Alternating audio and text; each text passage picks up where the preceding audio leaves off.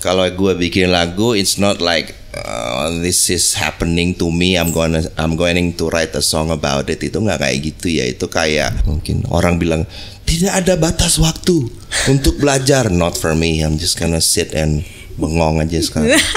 Okay. Rencana ada berapa single lagi upcoming releases?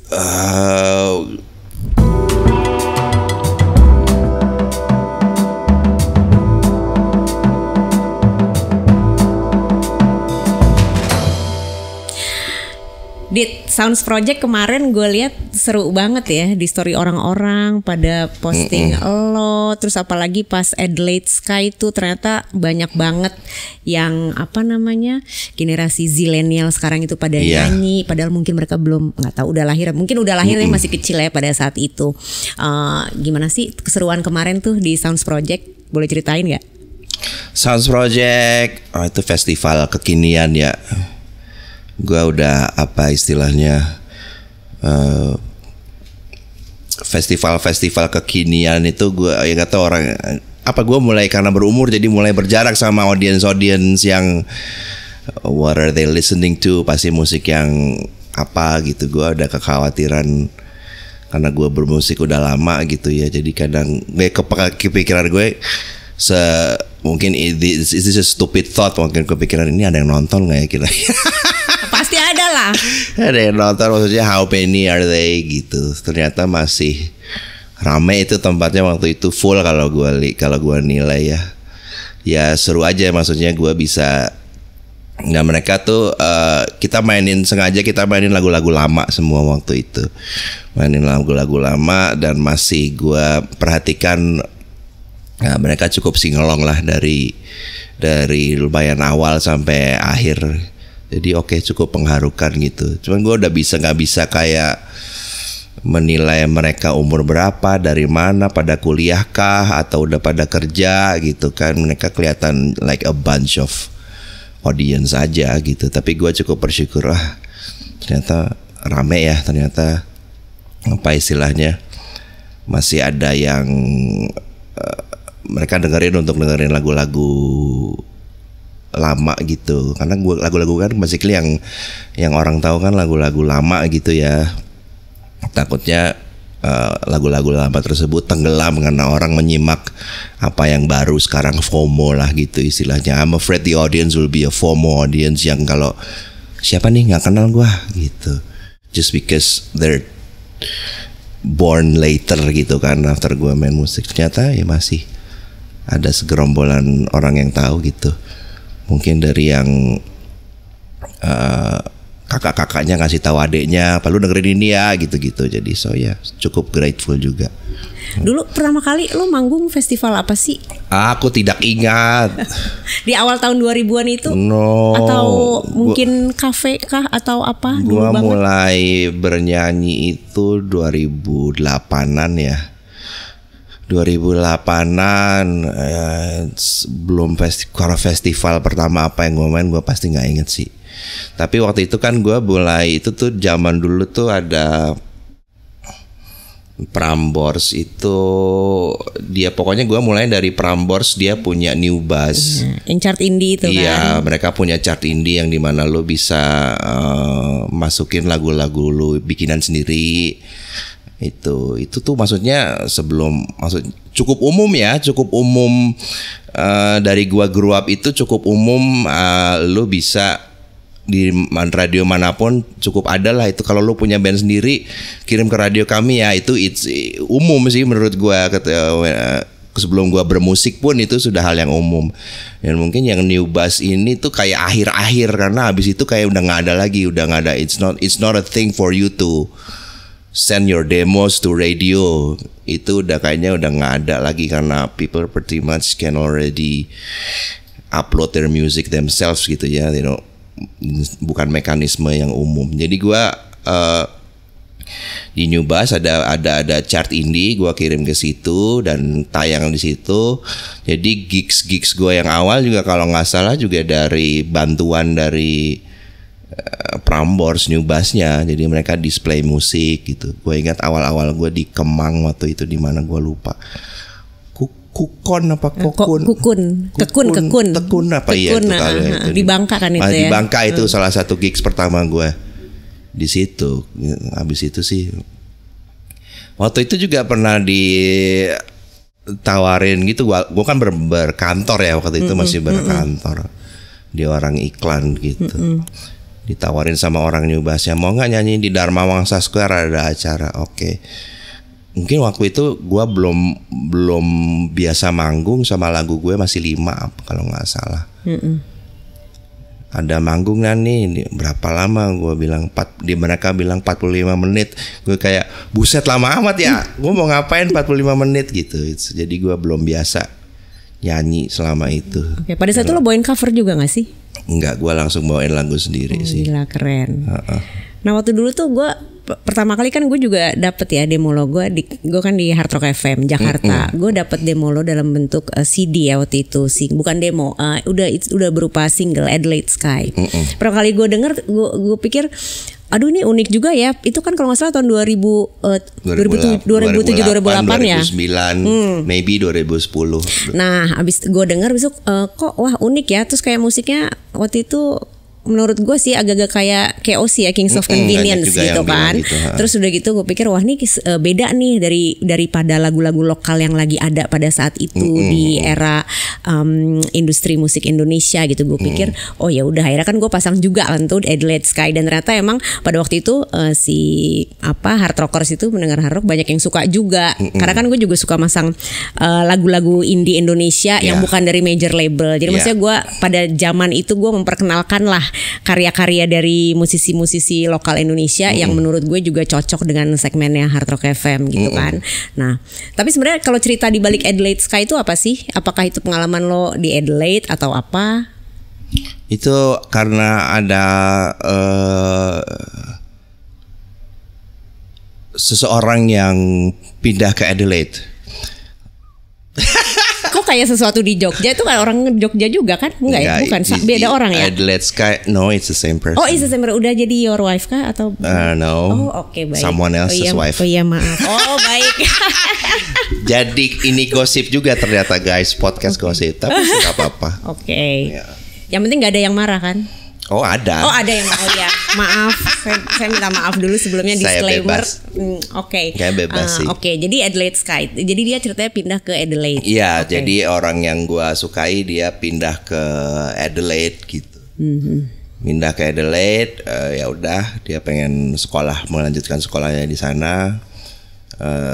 Gua mulai gonjreng gitar. Kalau yang namanya bikin lagu tuh antara, kalau gue bikin lagu, it's not like this is happening to me, I'm going to write a song about it. Itu nggak kayak gitu ya. Itu kayak terkoneksi gitu. Jadi ada kejadian yang sedang gue hadapi gitu ya. Tapi ketika gue main gitar tuh kayak ada terkonek gitu kadang.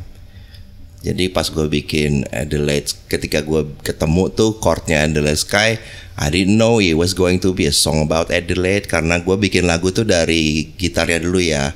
Gitarnya terus humming nana words atau what is this the song about tuh came later gitu. Setelah gue ketemu bagan dan melodinya, gue nyanyi Adelaide Sky, it just came up. It's like oh okay, this song is about the perpisahan tinggi. Ya udah. Sedih ya ternyata. Ya tapi itu yang menuliskan cerita hidup lo gitu. Nah terus setelah Adelaide Sky kan ada beberapa lagu-lagu lain juga kan dari lo. Abis itu muncullah Sesuatu di Jogja. Terus udah gitu gue pikir ini liriknya juga unik nih, juga lumayan dekat nih sama kehidupan orang sehari-hari gitu kan. Terus di tahun ini gue lihat itu juga berseliweran ya di TikTok setelah era digital itu kan. Abis itu lo muncullah lagi dengan Sesuatu di Jogja 2024, which is it a remake atau gimana sih sebenarnya? Itu awalnya kurang lebih yang gue tahu ada Mbak Pia Kukus Tugu Jogja, they like the song gitu. They like the song, dan approach-nya ke manajemen kami itu kurang lebih open sih sebetulnya. Open, Mas kita suka nih lagunya, gimana ya kita mau pakai lagunya untuk branding kami gitu istilahnya. Mungkin mau di play di, mereka kan ada tuh main store-nya di Jogja itu, and they do have audio playing gitu. Mungkin ya kita mau pakai lagunya buat branding kami gitu. Tapi mereka open untuk gimana kalau ada cara lain. Nah itu waktu itu manajer gue punya ide, ya udah lo apa istilahnya bantuin produserin kita untuk bikin remake aja lagu ini gitu, so this song can become yours ya. Maksudnya happening ini, maksudnya orang tahu dalam rangka apa Aditya Sofyan bikin sesuatu di Jogja 2024 ya gitu. Kita press release-nya karena kita kerjasama sama Bapia Kukus Tugu Jogja satu itu, sama kita bikin yang versi liriknya ada tuh yang di Spotify dan lain-lain juga ada tuh yang kita cari Bapia Kukus Tugu Jogja yang gua masukin ke liriknya itu juga ada, itu juga bisa di play di TikTok tuh. Oke. Nah setelah sesuatu di Jogja, apakah ada rencana bikin versi remake dari Adelaide Sky kah? Enggak sih, nggak ada kemungkinan. Mungkin kalau ada pihak, Mas, kami punya uang 5 miliar ini. Oh ya Allah. Kami mau remake Adelaide Sky. Oh boleh gitu. Oh baiklah ya. Gitu ya. Nah terus nah tapi mungkin gue pengen ngenalin lo juga ya sama generasi sekarang yang mungkin belum tahu tentang seorang Aditya Sofyan ya. Tentang perjalanan karir lo, awal mula lo jadi musisi, terus apakah dari kecil lo emang pengen jadi musisi, dan kenapa dulu sempat memutuskan jadi di desainer grafis ya di sebuah advertising agency? Apakah dari kecil gue udah suka musik. Umur 14 tahun waktu SMP gue menetapkan gue pengen jadi musisi. 14 ya? Umur 14 tahun itu karena apa ya istilahnya? Ya gue waktu itu masih tinggal di Solo, dan bokap nyokap gue ngajak ke ada tempat ada yang ada live bandnya gitu, dan gue melihat pertama kali secara langsung orang bermain musik di depan gue, itu kayak gue tercengang gitu, anjing keren banget ya. Habis itu gue minta, ya berkelanjutan lah, minta dibeliin gitar, lalu gue les, dan dari situ sebenarnya umur 14 tahun ke atas tuh gue udah pengen jadi musisi itu. Udah pengen jadi musisi, itu long story short, gue kepikiran untuk gue search kan sekolah apa sih ada di luar. Berklee College of Music ada di Boston. Jadi sebelum gue 3 SMA pindah ke US sebagai pengenalan, persiapan, dan korespondensinya kan kalau di US dengan college tersebut menjadi mudah. Jadi itu belum ada online registry, itu masih surat-suratan. Jadi apa istilahnya, ketika gue di US, gue kontak Berklee College of Music, minta application. Itu masih application letter tuh. Ya udah mereka kirimin, gue isi. Gue les musik juga sempat di US ala kadarnya gitu. Nah itu pas gue sempat ke Berklee College of Musicnya untuk interview. Jadi kita kirim kredensial kita, and then I went to Boston. Udah di Berklee College, apa istilahnya, interview. Jadi masuk di ruang interview, gue langsung dikasih tahu nih, ini based on your credential, kamu belum bisa cukup masuk nih ke Berklee gitu. Itu di situ baru gue tahu, maksudnya ya gue kan blow on belum tahu musik, ya lu ajarin lah gitu. Makanya gue kuliah di tempat lu. Ternyata di Berklee itu lu nggak bisa seblow on itu. Kamu harus punya bakat apa, pengetahuan dasar musik lah. Can you read notes apa segala macam based on your instrument that you play, bisa baca musik lah apa segala macam. Nah itu ternyata gue nggak ada, nggak bisa. Jadi mereka rekomendasi, ya lu kalau mau coba di Berklee, you stay in Boston, kita bisa rekomendasiin lu untuk disuruh les dulu gue. Di sana nih di Boston. Di Boston disuruh les dulu sama musisi-musisi rekanan, guru-guru rekanan di Boston gitu waktu itu. Itu ya udah, kamu mau nggak kita kenalin sama ini ada guru piano gitu. Gue waktu itu antara gue udah lupa sih perasaan gue waktu itu, pasti kayak ada terngawang-ngawang gitu ya, si anjir gue nggak, maksudnya kan jadi kepala gue tuh harapannya bagus ya, Mas Adit congratulations welcome to Berklee, kan gue maunya gitu kan. Ternyata it's di luar script. Lalu gue kayak anjing, oke. Jadi ini kita ketemuin ya sama guru piano gitu. Terus gue ya udah gue waktu itu diantar orang ya udah gue menujulah ke piano ini guru piano gitu di US. Jadi gue kayak dites gitu kayak Teng ini nada apa atau Teng ini chord apa, gue bengong dong. Tapi kan lu sebelumnya udah pernah main gitar segala macam dan.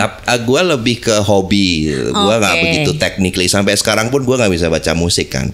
Oh iya, tapi lu udah you play gitar so well juga lo. Nggak bisa baca musik, nggak ngerti chord gitu. Jadi dia si guru piano dia ting tong ini nada apa, terus gue bengong dong. Terus dia bilang Ditya, we have so much work to do. I'm like oh shit gitu. Udah, terus gue langsung bilang apa? Gue telepon bokap gue ini nggak keterima di sekolah musiknya. Bokap gue bilang ya udah kamu pulang aja nih ada there's this new thing called graphic design. Wah, tahun 96 saudara-saudara. Wah 96 ya. Tahun 96. Udah kamu pulang aja. There's new thing called graphic design. Kebetulan juga mau ada pameran pendidikan nih di Jakarta, nanti kita datang. Ya udah kita ke situ. Long story short, gue ke Australia dulu nih. Ke Australia. Tapi bukan Adelaide ya? Bukan, di Sydney waktu itu. Di Sydney. Cerita itu belum bersambungan. Oke. Itu masih di hadapan lagi. Baik. Jadi 96 gue ke Australia belajar graphic design. I didn't mind tuh karena gue suka gambar waktu itu juga. I like. Oke. Di Sydney di Billy Blue atau I like to scribble things. Cafe B. Oh di cafe. KVB ya. We were rivals, right? Iya. Di Sydney itu gue ambil sertifikat graphic design di Loren Martin waktu itu di Oxford Street. Lalu setelah 6 bulan gue pindah ke KVB di North Sydney. Udah deh. Jadi gue masuk kerja. Sampai lupa aku pertanyaannya. Panjang banget ya. Jadi gue kerja terus pulang ke Indonesia. Gue kuliah desain, pulang ke Indonesia. Ya gue bekerja based on kuliah gue dulu gitu. Until music catches on later gitu. Oke. Tapi sekarang nih masih ada kepengenan gak sih untuk sekolah musik lagi ke Berkeley atau kemanapun? Enggak, I just don't have the brain. I don't think I'm that smart. Lebih ke males meluangkan waktu kah atau? Kayak merasa nggak mampu, kayak baca buku tuh udah. I've spent my time reading books gitu ya sekarang. Waktu di advertising pun gue karena suka medan kerjanya, jadi gue banyak baca buku waktu itu. Sekarang kayaknya gue udah capek belajar.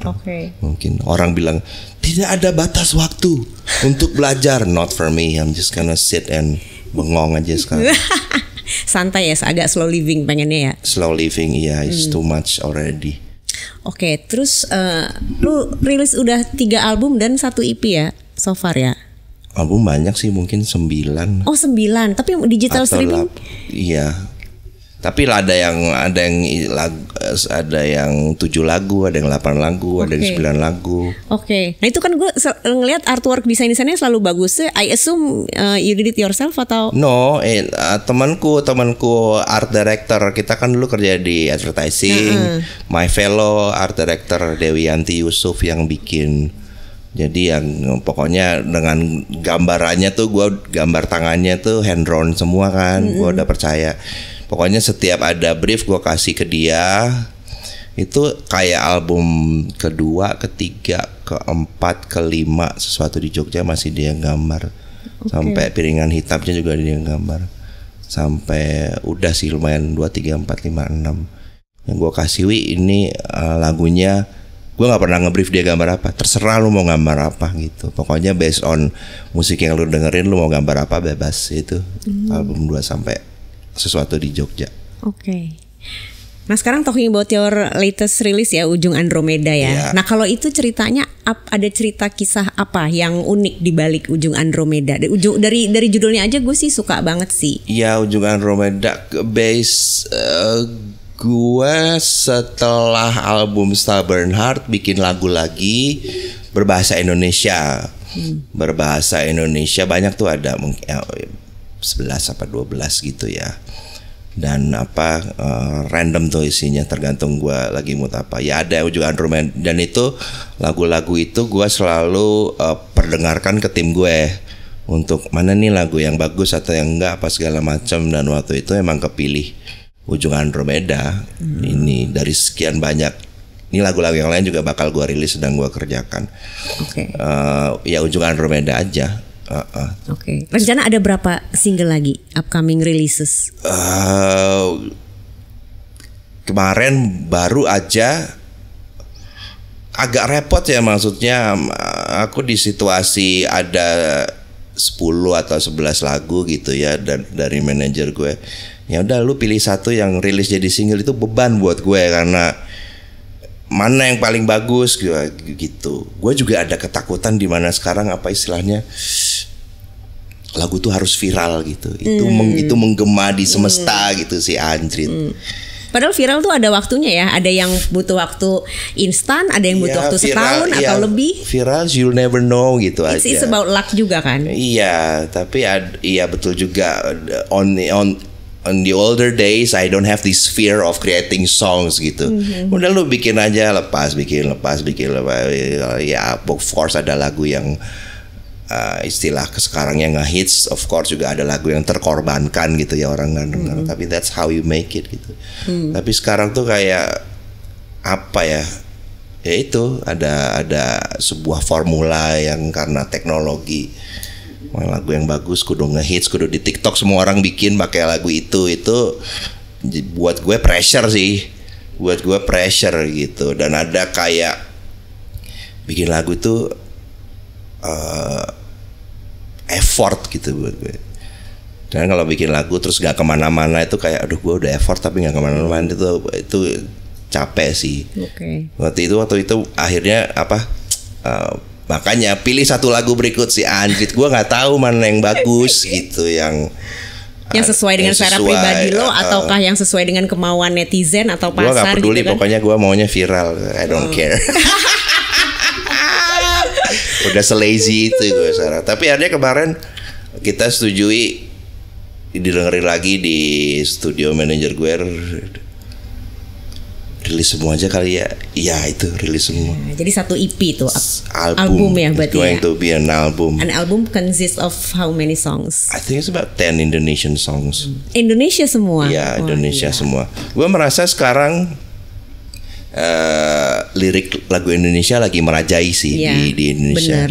Bener. Itu I get the feeling maksudnya. Jadi gue sengaja untuk bikin lagu Indonesia. Abis ini perkara mau lanjut bahasa Inggris udah, tapi gue rilis dulu nih bulk of Indonesian song gue rilis dulu. Gue mencoba untuk tidak berpikir bagaimana mereka mau hits apa mau viral, terserah.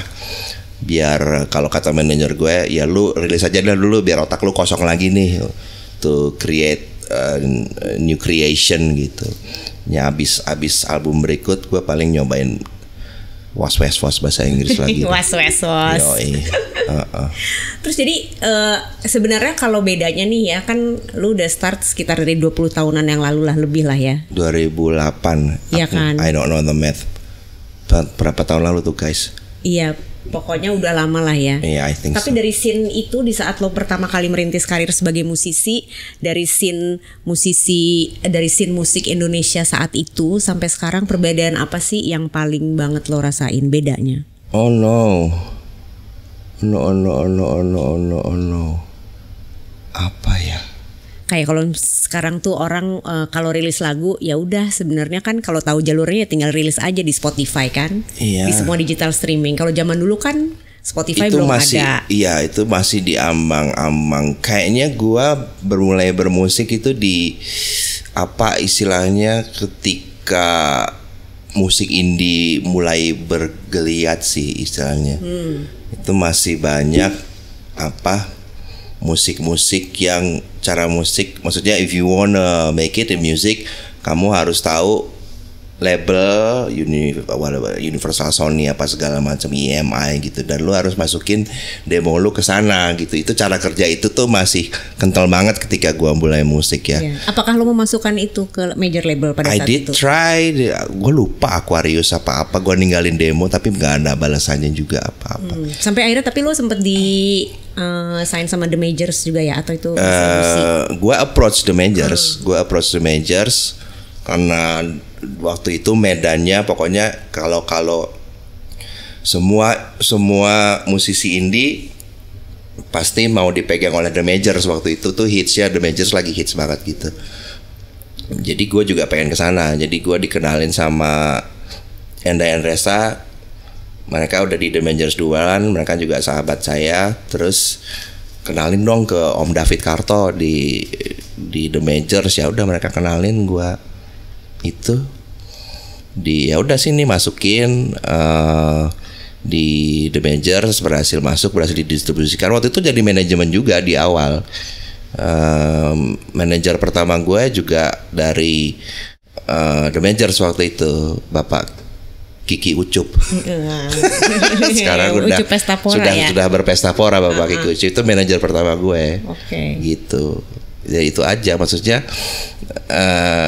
mulai ada major musik masih, dan indie itu lagi fresh ya gitu. Tapi maksud itu ya itu aja, indie musik tuh orang juga masih nyari label indie. Ada Aksara juga waktu itu. Kalau sekarang entahlah, orang udah kayak udah lepas banget ya. Lu bikin aja, lu bermusik aja di Instagram lu. Iya benar. Lu nyanyi di Instagram, apa sekarang TikTok. And if you are very good, you have to be very good nowadays. If not, people won't pick up on you gitu. Misalnya punya suara yang ini, suara lagu yang asik, udah nyanyi aja di Instagram. People will pick you up and then you gain followers, kayaknya gitu. Lebih organik ya. Lebih organik, and then you nggak tahu tuh apakah ketika lu mau manggung dong kesini gitu. Terus mulai cari manajemen sendiri gitu. Lebih ajaib sih sekarang, ya lebih lepas. Iya.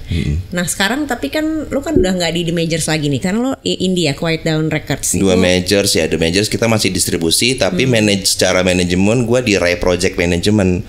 Manajemennya Enda Endresa. Jadi gue setelah dari The Majors gue sendiri, lalu gue ngelirik manajemennya Enda Endresa. Gue lihat kok solid waktu itu, udah established banget lah. Ada bagian finance-nya, ada bagian ini diurusin, dan gue approach si Mas Randy Raditya Kopai buat gue mau dong masuk ke manajemen lu. Itu juga udah lama, udah 7 tahunan gitu. Lama ya 7 tahun.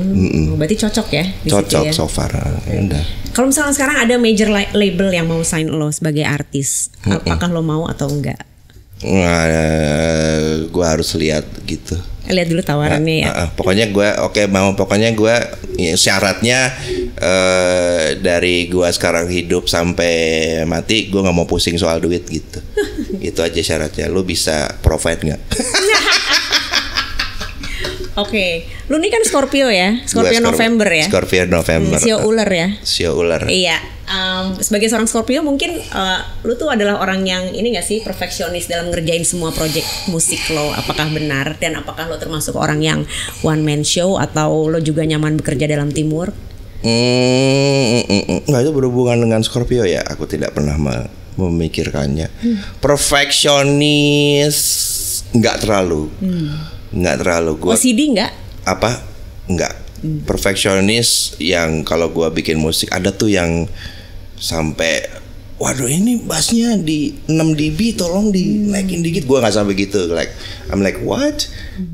Ya kalau udah bagus di kuping udah gitu. Gua seperti itu. Ada orang yang sedetail itu kan. Gua nggak segitu. Kerja sendiri gua suka. Album 1-2 gua kerja sendiri. Bekerja dengan orang tuh asal timnya nggak terlalu besar dan orangnya gue udah tahu banget gitu. Tapi untuk album berikut ini kayaknya gue mau balik lagi kerja sendiri sih. Itu kayak apa ya? Ya kayak ruang kerja aja gitu. Untuk project ini meja gue kerja di sini ya gitu. Untuk project berikut kayaknya gue tata nih segala macam biar baru aja gitu. Kayaknya gue mau kerjain sendiri sih di yang album berikut ini. Oke, berarti lebih agak one man show ya? One man show dan nggak terlalu ada gitarnya, ada saksofon, ada Mariah Carey-nya gitu. Lebih minimalis dong. Lebih minimalis ya. Lo-fi gitu. Ya balik ke modelnya album 8 tahun yang gitu deh. Oke. Biar cepet keluar aja juga, nggak kelamaan. Dan tentunya lebih hemat biaya. Oke, nah terus sekarang kan si musik koplo kan lagi di mana-mana nih ya. Maksudnya di festival gede semua kayak. Musik koplo tuh yang mana? Are you talking about koplo becak itu loh, yang kayak semua lagu-lagu pop di remix jadi koplo. Oh, you talking about the genre koplo? I'm talking about the genre. Gue pikir ada band namanya musik koplo. Oh enggak, I'm talking about the genre. Nah menurut lo tuh fenomena musik koplo di Indonesia nih masih akan bertahan lama nggak sih? Dan apakah lo bersedia kalau misalnya Aditya Sofyan tiba-tiba viral kembali, tapi ternyata ada seorang DJ yang meremix misalnya let's say sesuatu di Jogja tapi jadi koplo. Atau apa? Apakah lu akan happy atau gimana? Itu ada secara selera apa secara teknis? Jadi pertanyaannya gimana tadi? Pertanyaannya adalah fenomena musik koplo di Indonesia masih akan bertahan lama atau enggak? Kan sekarang di festival rame banget tuh. Pokoknya kalau festival musik Indonesia tiba-tiba ada koplonya itu kayak meletus banget gitu loh. Oke, itu. Terus kalau apakah mau remix lagu musik koplo di festival, terus terang gue I don't have much knowledge about that. Jadi gue nggak begitu tahu. Oh ya udah masuk festival ya good, interesting gitu. Tapi gue belum pernah, ketika di beberapa festival juga tidak terekspos sama ini orang kok musik koplo sih gitu. Baru tahu dari lu kalau musik koplo ada di festival ini. Menarik. Secara selera gue kurang suka musik koplo karena jatuhnya kebanyakan noise. Dia dungdang itu buat gue yang suka ketenangan agak mengganggu. Mungkin kalau orang suka ya nggak apa-apa gitu. Ya kita agak sama sih. Iya itu kalau itu nggak sama. Kalau ada DJ yang mau mengkoploin Adelaide Sky atau sesuatu di Jogja, tergantung berapa banyak yang masuk ke rekening saya. Tetap ya ujung-ujungnya itu ya. Ya kita realistis aja sekarang, nggak apa-apa sih, bebas. Thank you semua yang udah nonton episode ini. Kalau kalian suka, jangan lupa like dan subscribe dong pastinya. Sampai ketemu di episode selanjutnya.